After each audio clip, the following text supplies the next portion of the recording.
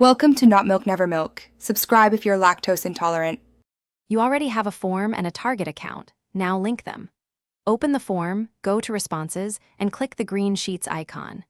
Choose Create New Spreadsheet for a fresh link, or select Existing Spreadsheet to push responses into a specific file.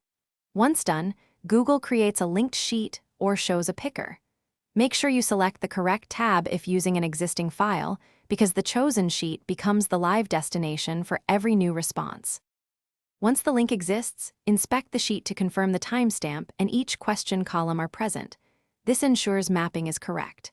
Modify headers only by adding columns to the right, because renaming or inserting left can break automatic mapping.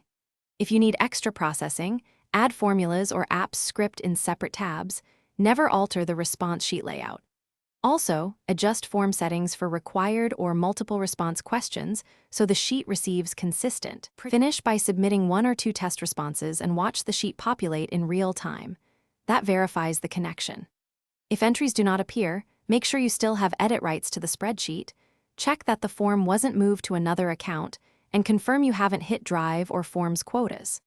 If needed, unlink via the Sheets icon and relink, or open App Script logs and the sheet's version history to identify accidental header edits or script errors. Thanks for watching. If this was helpful, leave a like and consider subscribing. See you next time.